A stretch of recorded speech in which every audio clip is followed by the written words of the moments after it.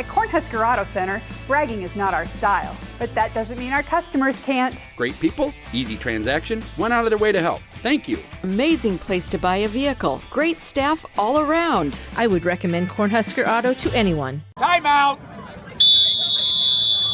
Welcome to the first episode of Timeout in 2020. We're going to take some time to recap boys basketball action throughout Northeast Nebraska to end 2019 to begin 2020. I know it gets confusing.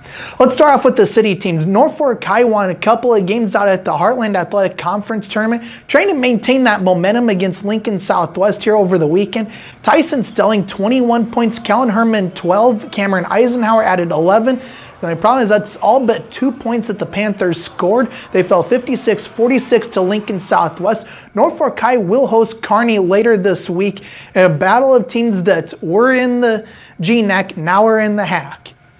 Norfolk Catholic overcoming a difficult start to the season. Started the year 1-4. They have now won 4 straight games though, including a win over Battle Creek in the Elkhorn Valley Holiday Tournament. Most recently, the Knights with a 69-61 victory over Winnebago.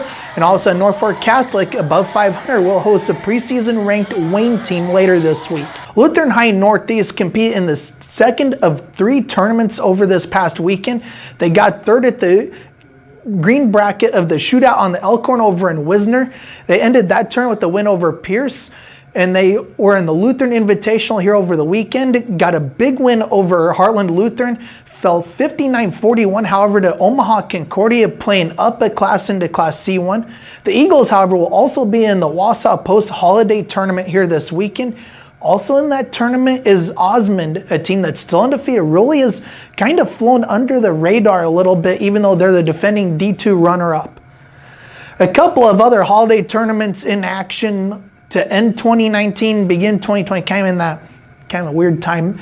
Anyway, the Northeast Nebraska shootout ended with the matchup of unbeatens, defending C1 champion Auburn with the big win over Hartington Cedar Catholic 62-57. Also, I mentioned the shootout on the Elkhorn earlier. Ponca against host Wisner-Pilger in a rematch from last season's green bracket title game. Wisner-Pilger won a year ago. Ponca getting revenge in a big way, getting a 14-0 run to answer what was a 6-point lead for the host Gators. Indians hang on 62-49.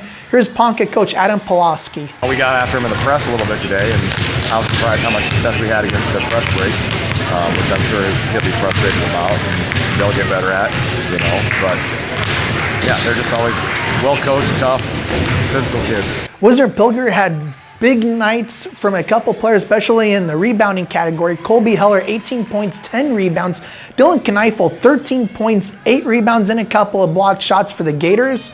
Ponca coming through big time, especially beyond the arc when it mattered the most. Briar Bennett with 14 points. Brandon Kneifel with 11. The big night, though, coming from Carter Kingsbury with 22 points. Here's what the senior had to say after the game. We kind of got the crowd into it, and then we started getting turnovers with our press, and they threw one out of bounds down there. And we got a couple easy buckets, and then they called timeout. So that was a huge momentum change during the game. I just got done talking about Ponca. They were in another big game last week against top-ranked Bancroft-Rosalie Lyons-Decatur. Number 1 versus number 3 in both the preseason ratings and the ratings right before the holiday break. It was all BRLD though. The Wolverines led 13-0 at Ponca to boot. Wolverines finished with 4 players in double figures. Dylan Beitler led the way with a game-high 23 points. Top-ranked BRLD with a 64-46 win, and the Wolverines remain undefeated so far this season. A couple of huge games to keep an eye on, though, this week. Thursday night, Hartington Cedar Catholic is 7-1 on the season. They travel to Laurel Concord Coleridge, which is 7-2. Both of those losses coming in the Great Northeast Nebraska shootout.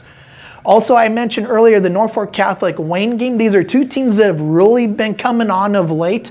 Norfolk Catholic 4-0 in its last 4 games. Wayne is 4-1 in its last 5 games. So yeah, the records don't look great. You have a 4-4 team against a 4-5 team, but you know what? These are 2 teams that are really starting to find their stride here as the season gets rolling. On Friday night, a couple of big games to keep an eye on. One in the East Husker Conference, especially, that needs some attention. Logan View Scribner-Snyder is 6-2 on the season. They travel to North Bend Central, who is 9-0. The Tigers have won their holiday tournament earlier, and that included a big win over Humphrey Lindsay Holy Family. That's the only loss for the Bulldogs so far. Speaking of those Bulldogs, they hit the road. They play at Riverside, a battle of two teams that were in Class D state tournaments a year ago. Check out the first basketball ratings of 2020 this week. You'll only be able to get that in print or the digital subscription. And trust me, I talked with Santa Claus. His budget is way higher than what that digital subscription will cost.